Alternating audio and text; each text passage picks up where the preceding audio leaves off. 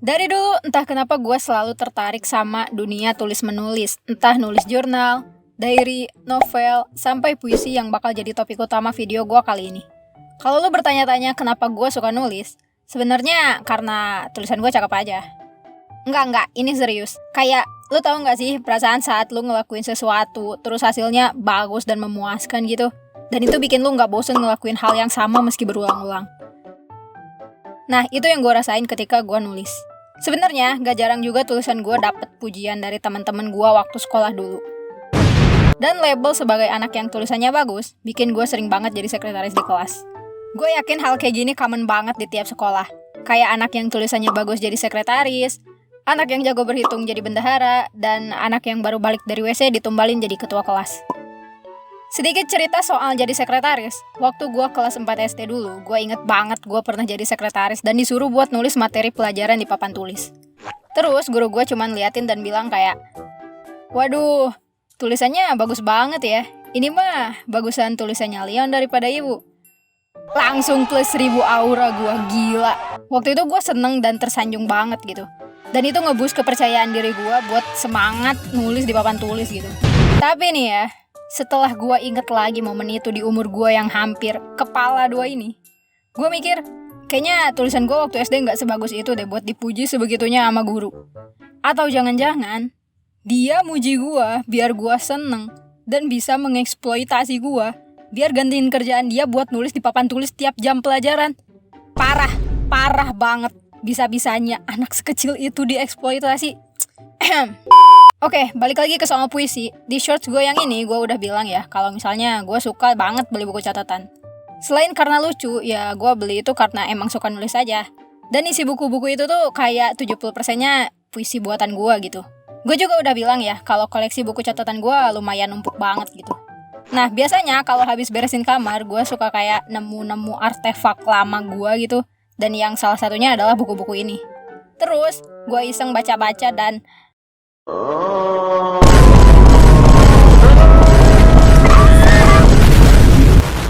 cringe dan alay banget. Ya, kita nggak bisa expect banyak dari puisi buatan anak 9 tahun gitu. Gue inget banget dulu tiap gue bikin puisi tuh gue selalu bangga dan seneng banget gitu sama hasilnya. Sampai sering banget gue pamerin ke temen dan guru gue gitu. Dan ini juga salah satu alasan kenapa gue bisa diikutin lomba puisi sampai 3 kali waktu SD.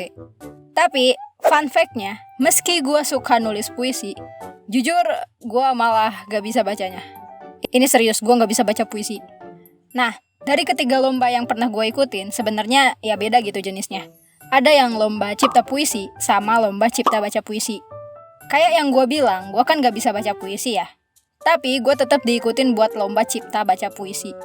Guru gue juga tahu kok kalau misalnya gue gak bisa bacanya. Tapi dia cuman kayak, gak apa-apa, yang penting ikutan aja dulu. Beberapa hari sebelum lomba, gue sempet disuruh bacain puisi di depan kepala sekolah gue. Ya, gue baca aja gitu. Dan reaksi dia kayak, Ya oke, gue tahu cara baca puisi gue emang flat dan jelek banget gitu.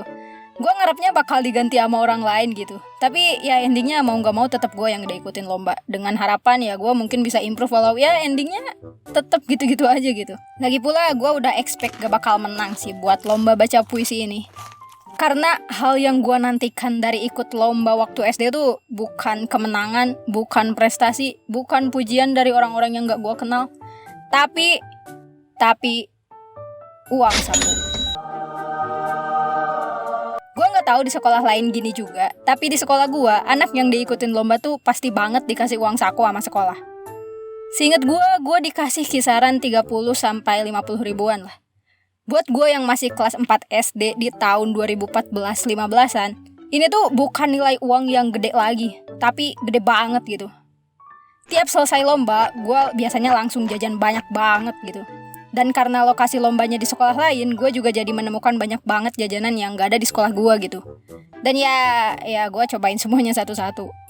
Gila, siapa yang peduli soal menang atau kalah kalau lu bisa jajan lebih banyak dari biasanya? Selain dapat uang saku dan bisa jajan, sebenarnya ada satu momen yang paling memorable pas gue ikut lomba yang kedua, yaitu lomba cipta puisi. Seinget gue ini pas gue udah naik ke kelas 5 SD. Bedanya, ya di lomba ini gue gak perlu baca puisinya gitu. Gue cuman harus bikin puisi yang temanya ditentuin juri. Terus kalau udah selesai, gue kumpulin buat dinilai. Dan udah deh tinggal nunggu pengumuman yang menang dan pulang. Alur lombanya kedengeran simple banget kan. Simple buat orang lain, tapi enggak buat gue. Kenapa? Begini ceritanya. Waktu itu lombanya di dalam kelas. Gue duduk di bangku yang agak belakang dan mepet ke tembok gitu. Nah, bangku yang gue dudukin tuh kebetulan modelnya yang masih panjang kayak gini. Dulu sih masih banyak sekolah yang pakai bangku kayak gini ya. Tapi kalau sekarang kayaknya udah jarang. Atau masih ada, gue nggak tahu, gue udah nggak sekolah.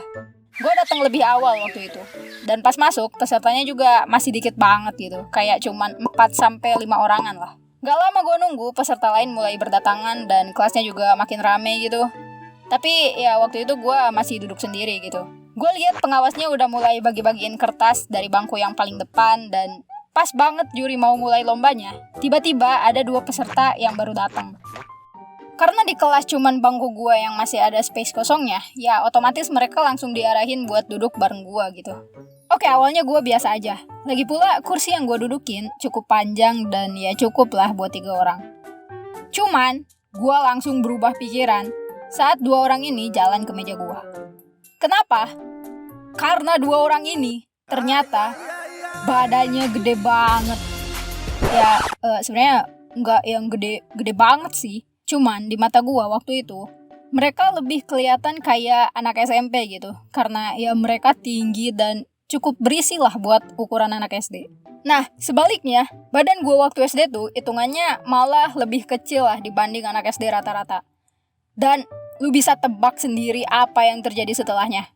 2 bocah dengan ukuran badan di atas rata-rata dan 1 bocah kurus kering kurang tinggi duduk di kursi yang space-nya amat sangat terbatas itu. Dan ya lu nggak salah lagi, itu gue langsung terimpit ke tembok pas mereka duduk di kursi gue. Harusnya sempit dikit gak ngaruh gak sih? Gak. Lu salah. Ini ngaruh banget. Soalnya saking sempitnya itu gue duduk, tangan gue sampai susah banget buat keluar. Pas lombanya dimulai, kita dikasih waktu 30 menitan lah kalau nggak salah buat bikin puisi kita. Dan di sana gue cuman duduk diem doang di saat peserta lain ya udah pada nulis puisi mereka gitu. Gue cukup panik waktu itu. Gue udah nyoba ngomong ke orang di samping gue gitu buat geseran dikit. Ya dia geser dikit sih, cuman nggak begitu ngaruh banyak karena ya gue tetap gak bisa nulis gitu. Udah beberapa menit berlalu dan gua masih belum nulis puisi gua. Gila, bahu gua udah sakit banget waktu itu karena ya mepet ke tembok banget. Mata gua juga udah sedikit berkaca-kaca, OTW mewek tau gak. Karena ya gua takut gak sempet nulis puisi gua gitu. Cuman untungnya di menit-menit terakhir tuh salah satu dari 2 orang ini selesai duluan dan ya dia bisa keluar kelas gitu. Di sana gua langsung bernafas lega sumpah. Setelah punya space yang cukup leluasa buat nulis, itu gue langsung ngambil pensil gue dan nulis puisi gue. Gue gak inget sih tema puisi yang gue buat di lomba itu, tapi gue inget banget kalau gue bikinnya asal-asalan karena terlalu panik. So, ya segitu dulu cerita kali ini. Kesimpulannya, dari ketiga lomba yang gue ikutin, itu gue gak ada yang menang sama sekali. Tapi ya ada hal lain yang gue pengen omongin soal lomba ini. Soalnya ya setelah gue pikir lagi sekarang, gue jadi ya ngerasa bersalah gitu. Ya sekolah gue dulu udah mercayain gue buat ikut lomba, tapi ya guanya gak begitu nganggap serius gitu dan malah fokus buat jajan doang. Dan ya ini jangan dicontoh ya. Kalau misalnya kalian yang masih sekolah terus dipercaya buat ikut lomba, ya usahain yang terbaik gitu. Oh ya, ngomongin soal puisi, gue masih suka nulis puisi sih sampai SMP waktu itu. Dan kalau sekarang kayaknya gue udah nggak nulis puisi lagi, tapi gue masih aktif nulis jurnal sama diary sih. Gue juga pernah nulis cerpen sama novel, dan ya gue ada rencana buat nyeritain pengalaman gue soal dunia tulis menulis lagi di video lain. Tapi mungkin nantilah ya. Oke, sebelum videonya ditutup, kayak biasa gue bakal bacain traktiran dari kalian. Ini dari bulan Desember kemarin sama Januari. Langsung aja, yang pertama ada dari Alarik Alfikri, mentraktir 4 coklat. Selamat 3000 subscribernya, semoga videonya tambah keren ya, jangan lupa minum air. Ya makasih ucapannya, ini kayaknya bulan kemarin ya. Ya makasih ya Alarik. Terus ada dari Raden Anya Maluku, mentraktir 1 coklat. Next video pengalaman horor kali WKWK. Jujur gue nggak punya pengalaman horor atau mistis gitu ya. Gue juga bisa dibilang ya kurang percaya hal gituan aja gitu. Tapi kayaknya ada deh pengalaman yang serupa. Meski gue nggak yakin bisa disebut pengalaman horor atau enggak. Cuman lihat aja nanti lah ya. Anyway, makasih coklatnya ya Raden. Terus ada dari orang mentraktir 1 coklat. Kakak cegil ya? Pertanyaan macam apa ini? Jujur gue nggak paham makna cegil ini apa ya. Tapi setelah gue lihat Google, no, gue bukan cegil. Gue jadi balik nanya nih sama yang nanya, how on earth lu bisa mikir gue cegil ya? Tapi enggak ya, gue bukan cegil. Kalau gila karena anime kayaknya ya iya gitu. Terus selanjutnya ada dari Rai, mentraktir 1 coklat. Semangat kak, iya makasih Rai. Terus ada dari Mulyono, mau makan Mulyono mau makan siang gratis. Semangat kontennya, iya makasih. Terus ada dari NM, semangat mbak, iya makasih. Terus dari pendukung 1 coklat, support, iya makasih. Terus ada dari Arya Maulana, 1 coklat, semangat kak Lia ini mungkin maksudnya. Iya makasih Arya Maulana. Makasih semua ucapan semangatnya ya. Terus ada dari Meika, mentraktir 1 coklat. Selamat tahun baru. Iya selamat tahun baru. Telat sebulan gak ngaruh lah ya. Anyway makasih ya 1 coklatnya. Terus ada dari Niki, manggilnya MM aja, mentraktir 10 coklat. Hey guys, here's 50k for you. I just want to apologize for my words about hate jokes. I didn't know that was sensitive for you. Hope this could line up your current mood a little bit. Ya udah, ini udah lama udah dimaafin. Ya makasih ya 10 coklatnya Niki. Terus ada dari Nero, mentraktir 2 coklat. Kak, rekamannya pakai apa dan aplikasinya apa? Dapat soundtracknya di mana? Soalnya aku pengen jadi content creator juga. Semangat kontennya kak. Gue rekaman masih pakai HP ya, dan aplikasinya juga bawaan dari HP. Paling gue edit dikit di Audacity buat ngilangin noise-nya aja gitu. Kalau soundtracknya gue nyari di YouTube aja sih. Terus gue download format MP3-nya di web, dan itu aja kali ya. Anyway, makasih ya 2 coklatnya, dan good luck buat jadi content kreatornya ya Nero. Next ada dari Bogi Neko Java, mentraktir 2 coklat. Keren banget kalian, menurutku skripnya sih keren. Karena saya nggak mungkin belum bisa nyusun skrip kayak gini, apalagi nulis ceritanya. Wah iya makasih ya. Aduh jadi tersanjung gue. Karena sebelumnya gue nggak begitu puas sama skrip gue. Tapi makasih ya Neko Java.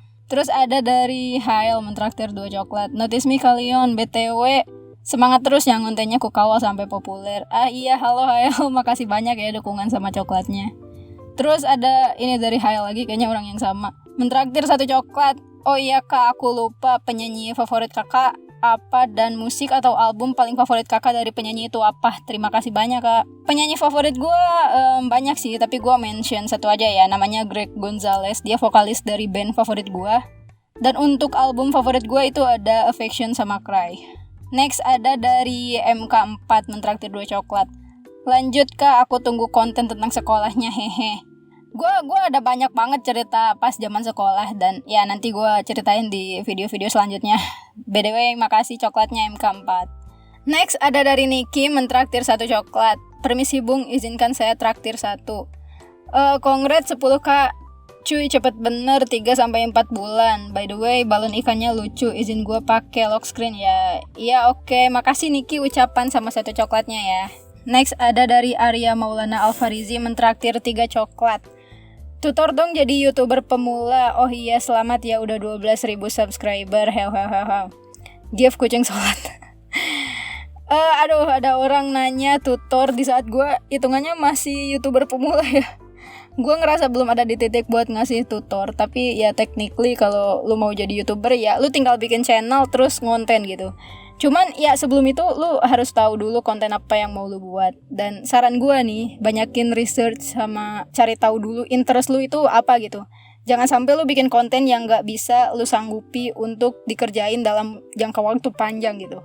Takutnya ya malah kewalahan sendiri gitu. Tapi ya balik lagi ke diri sendiri sih. Kalau mau jadi YouTuber ya semangat, dan makasih ya 3 coklatnya. Oke, itu aja. Makasih buat yang udah jajanin gue coklat, dan makasih juga buat yang udah nonton video gue sampai akhir. Dan oke, bye-bye.